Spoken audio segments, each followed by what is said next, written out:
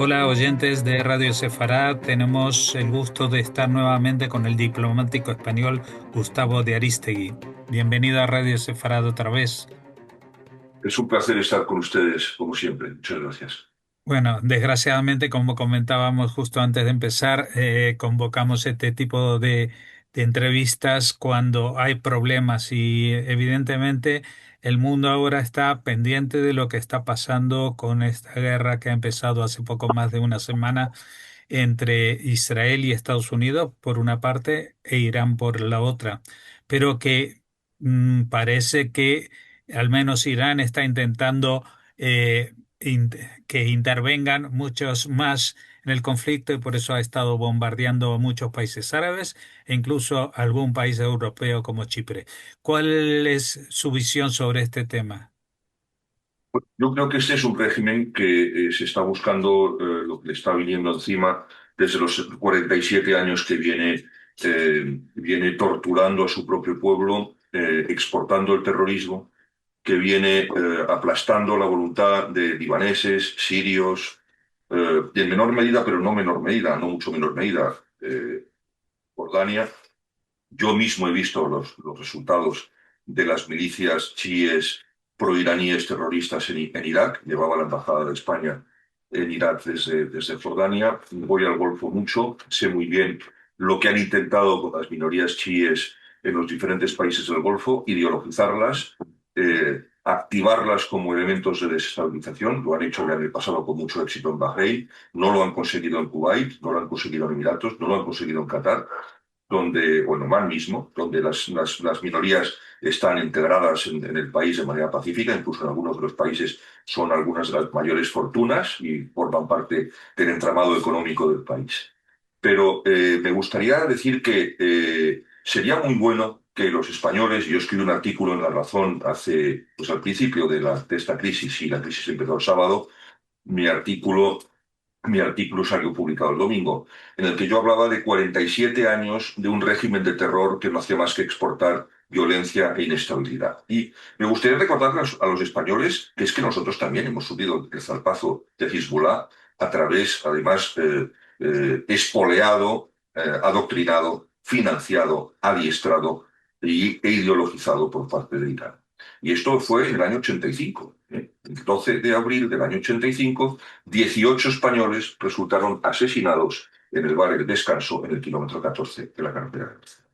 Conviene no olvidarlo, como conviene no olvidar que no es una potencia terrorista regional. Conviene recordar que han azotado objetivos estadounidenses en el Mar Rojo, en el Golfo de Adén, en Kenia, en diferentes otros países africanos. Y a mí me gustaría eh,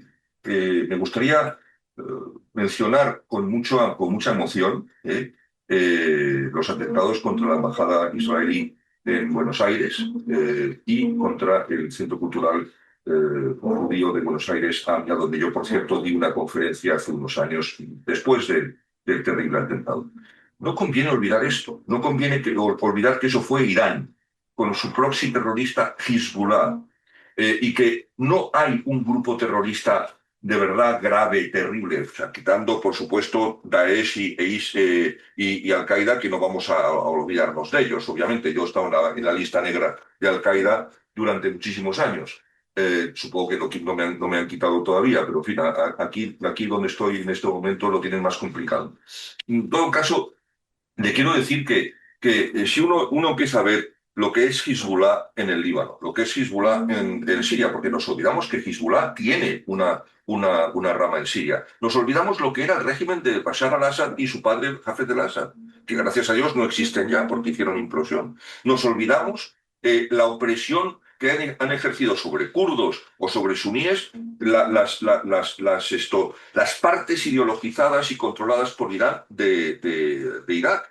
Nos olvidamos que han contribuido a la inestabilidad perdón, de Afganistán y de Pakistán, y una de las razones, en mi opinión, por las que Pakistán, que está muy alineada últimamente con Estados Unidos, porque el hombre fuerte es muy amigo de Trump, Sin embargo, han estado ahí navegando a dos aguas, en mi opinión, por dos razones. Una, porque tienen un conflicto abierto con los talibán y obviamente no pueden tener dos frentes en este momento.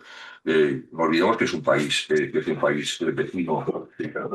Y después, la otra razón es porque ellos tienen sus propios grupos terroristas chiíes dentro de Pakistán que perfectamente podrían activarse o empezar a recibir misiles. Sería un problema muy gordo para Pakistán tener la rivalidad india hacia el este y la rivalidad iraní hacia el oeste. Pero mire, nadie habla de los útiles en España. Eh, una de las razones de la inflación que nos ha azotado a Occidente y a todos los países del mundo, en definitiva, es el alza de los fletes de los barcos. Y el alza de los fletes de los barcos se ha producido, entre otras razones, porque una de las principales rutas marítimas del mundo, que es la ruta que va del Golfo de Adén, atravesando el estrecho de Bab el-Mandab al Mar Rojo y al Canal de Suez, ha sido permanentemente atacado por los hutis. Y por lo tanto, muchas compañías ya no van por ahí, van por el Cabo de Buena Esperanza, dan toda la vuelta a África, encareciendo los fletes extraordinariamente, y las compañías de seguros han aumentado las primas. Pero mire, esto se acaba. Yo llevo muchos, muchos meses diciendo esto cuando hablo de los hutis. He puesto el dedo en la llaga, me consta, tengo buena información. Yo no hablo de oídas. Yo he estado en esa zona, conozco todos los países de la región con la excepción de Yemen. ¿eh? Y le puedo decir una cosa. Eh, los hutis reciben instrucciones directas de sus amos iraníes.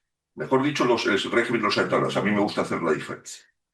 El régimen de los ayatolás les dicen cuáles son los barcos a los que no hay que atacar. Y ahí están los rusos, los chinos y los que tienen material para Rusia o para China o que salen de Rusia o China, exportaciones o importaciones, ya sea una cosa o la otra. Y hoy acabamos de saber, porque se ha hecho público, es una de las noticias de hoy, que China ha cerrado un acuerdo con Irán para que no le hundan sus barcos petroleros en el estrecho de Hormuz. ¿eh? Es decir, y también hemos sabido que en plenas negociaciones entre Estados Unidos e Irán, donde ahora voy a ir a eso, porque también la gente dice que por qué se le ataca si estaban negociando algo. Eh, en plenas negociaciones, China le vende misiles supersónicos antibuque, es decir, contra la flota que está en presencia ahí en la región, a los iraníes. Es un acto más que inamistoso, es un acto hostil. Ahora vamos a las negociaciones. Es muy importante este punto. Los estadounidenses, y creo que cualquier nación civilizada del planeta no puede estar en desacuerdo con las tres exigencias que se le imponía al régimen de los ayatolás. Primero, tiene usted que dejar de enriquecer uranio a más del 6% o dejar de enriquecer uranio del todo. Estados Unidos le dijo, y esto lo ha dicho Witkoff, es que hay que ver las entrevistas de la gente que contó exactamente lo que ocurrió en la reunión. Dice, les ofrecimos, decía Witkoff, que les dábamos el material fisible al 6% gratis para sus centrales nucleares. Dijeron que no renunciaban a enriquecer ellos mismos su material fisible. La OIEA, que siempre juega ahí a las dos cosas, es la que denunció que existían 1.000 y pico libras de material fisible enriquecido a más del 70%. Hombre, el 70% está más cerca del 90%, que es el weapons grade, que es el nivel que se requiere para la fabricación de armas nucleares, que del 6%, ¿verdad?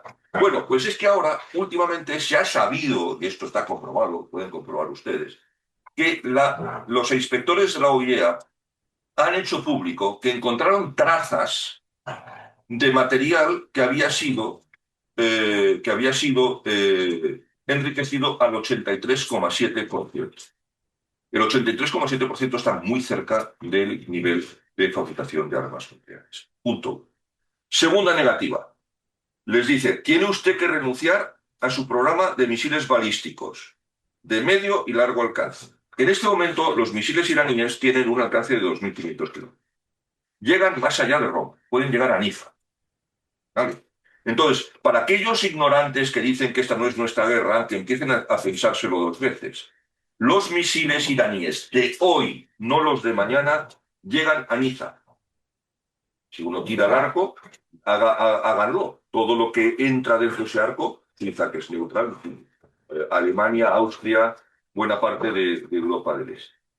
Y después, se les dijo, renuncien ustedes a la tecnología hipersónica, renuncien ustedes a hacer vectores cada vez de mayor alcance, renuncien ustedes a la miniaturización de las cabezas.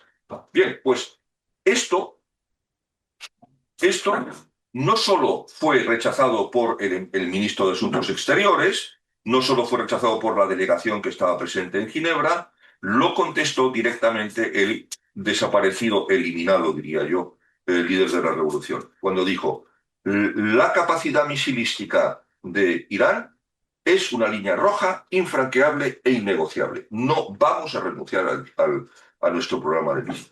Segunda negativa. La tercera exigencia de Estados Unidos en sus negociaciones para evitar el ataque. Dice, deben ustedes dejar de, primero, financiar, adiestrar, adoctrinar, proteger, impulsar, utilizar y cubrir sus proxies terroristas en la región. Hamas, Hezbollah, Hezbollah sirio, los grupos en Irak que he mencionado, en Pakistán, los hutis, etcétera, etcétera, etcétera, etcétera. Dijeron, la respuesta otra vez vino del líder de la revolución y vino en forma de amenaza a los libaneses. Y habrán visto ustedes que hay un cambio de actitud en el gobierno libanés muy notable, que a pesar de los ataques de Israel en el sur del Líbano, el primer ministro del Líbano no se ha bajado del mensaje de decir que el plan de desarme de Hezbollah es irrenunciable. Y el principal promotor de este plan de desarme, aparte del primer ministro, que es suní, es el presidente de la República, el general Youssef Aoun, que se presentó a la elección a la presidencia de la República en el Parlamento libanés con esa plataforma de desarmar a Hezbollah.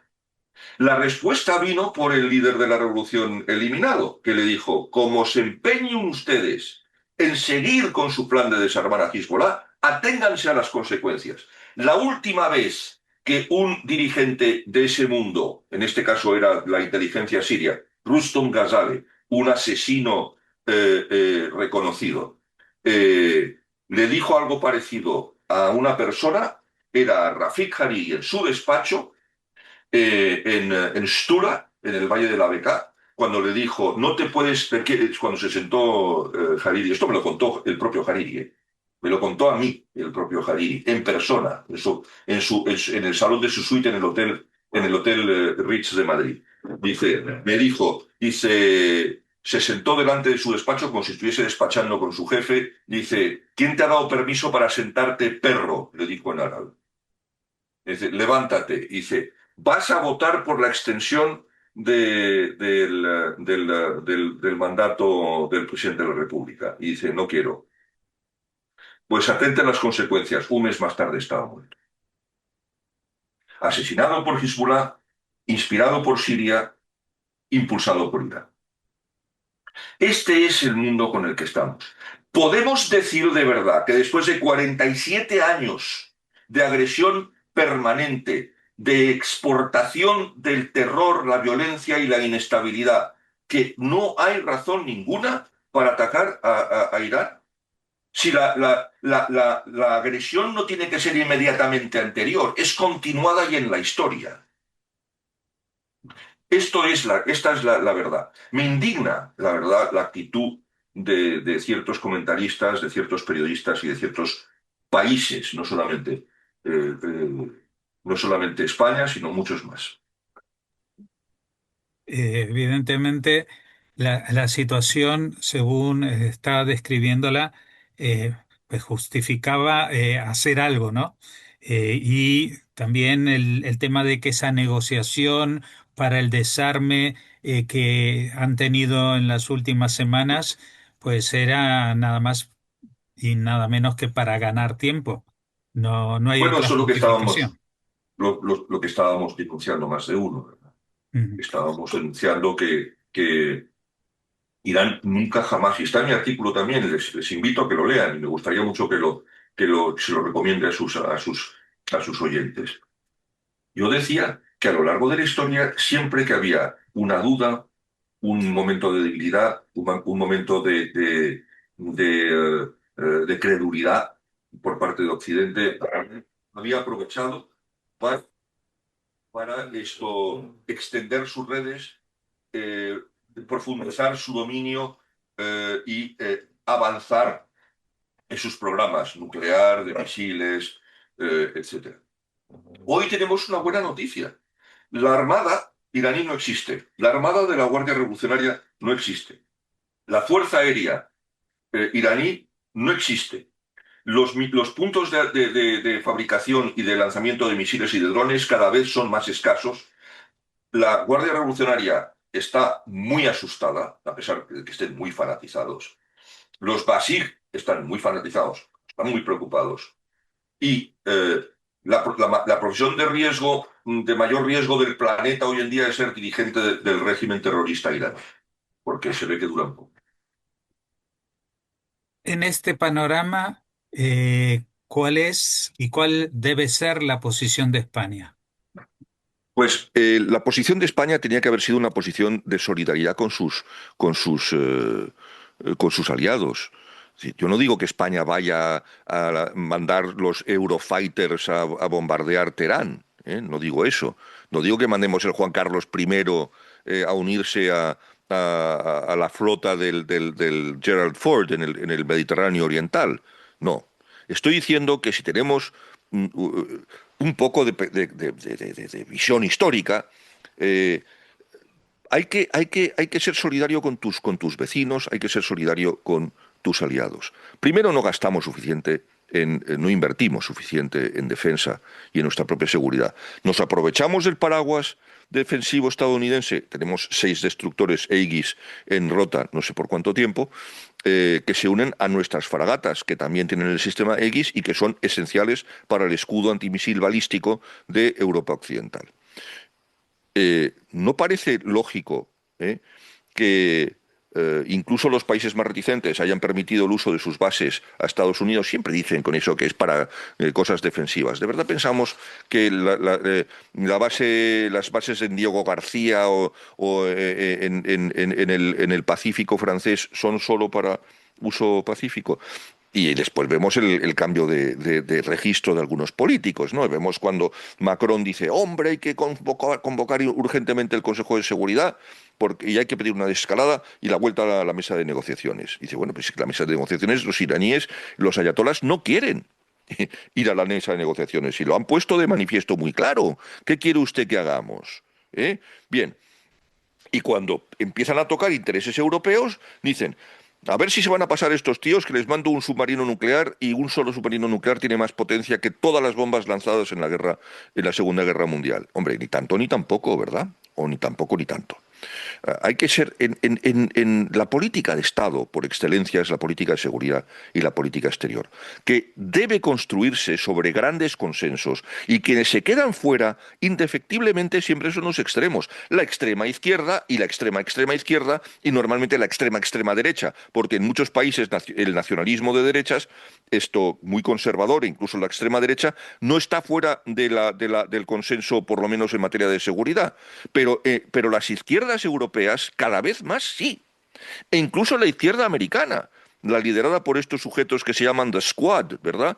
Donde está Ilhan Omar y Rashida Tlaib, que son unos personajes perversos, en mi opinión. No tengo una opinión absolutamente vomitiva de esta gente, me va a permitir usted que sea tan duro.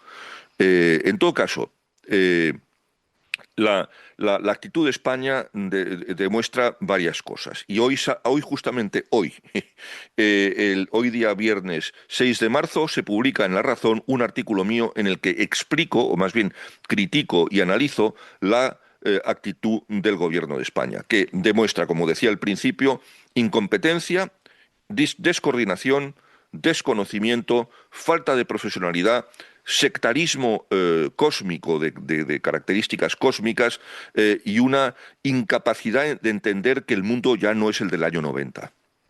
Vivimos en un orden mundial mucho más volátil, mucho más inestable, mucho más peligroso, donde los enemigos que eran de algunos ahora lo son de todos. Irán no es enemigo solo de Israel. Irán no es solo enemigo de Estados Unidos, lo es de todos los países del Golfo, y da igual. Y yo sé que muchas veces esto no puede, hay gente en Israel que no lo sabe o no lo entiende muy bien. Lo son de Omán, a pesar de que Omán haya tenido unas relaciones durante siglos muy estrechas con Irán. Hoy el peor enemigo de Irán son los Emiratos Árabes Unidos, aunque tienen las relaciones comerciales más estrechas del Golfo, y de hecho tienen una fortísima influencia, por ejemplo, incluso cultural en el Emirato de Sharjah. Eh, pero de Kuwait, Bahrein, no hablemos. Kuwait tiene un 25% de su población chií, perfectamente integrada, por cierto, en el país, o sea, ahí no hay ningún problema. Bahrein son el 70%, han intentado derrocar al rey y desestabilizar el país, y esa fue la primavera árabe bahreini. Y también, aunque los saudíes tienden a no reconocer que tienen un 19% de población chií, la tienen. Y la tienen sobre todo en el este, y la tienen en las partes petroleras del país, y en consecuencia es un problema muy serio. Y Qatar, que mucha gente ve como el gran enemigo en Israel, no lo es.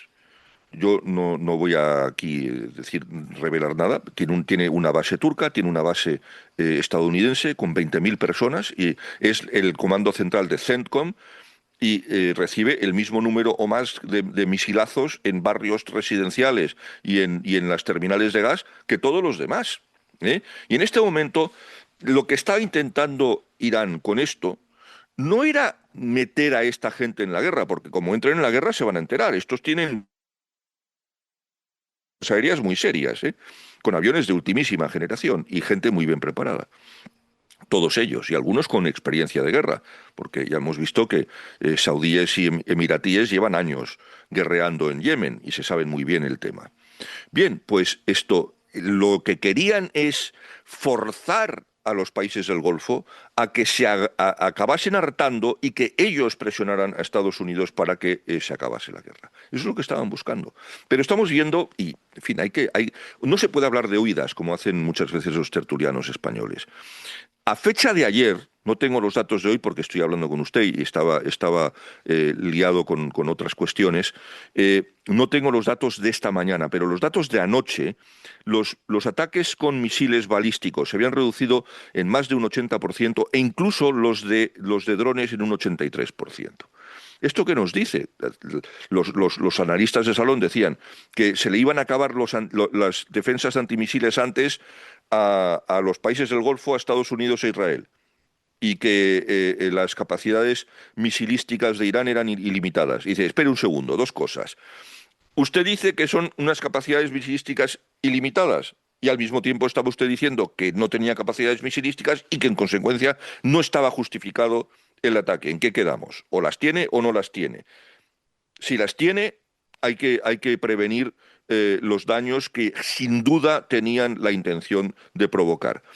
Pero otra cuestión fundamental, y es que no solo se ha afectado por los ataques de la guerra de los 13 días en junio del año pasado, que Israel fue destruyendo muchas fábricas de producción de misiles y de drones, no todas, obviamente, porque muchas son subterráneas, pero no son ilimitadas. Y obviamente, cuando amplías el abanico de enemigos, si hubiesen concentrado el fuego sobre Israel y Estados Unidos, podrían haber prolongado más la guerra, pero ahora que se han puesto a atacar a Qatar, a Emiratos, a Omán, a Jordania, a Arabia Saudí, a Kuwait, a Bahrein, chico, pues no es China, ¿eh? Irán no es China, no tiene tampoco para tirar misiles y drones hasta que se acabe el sol.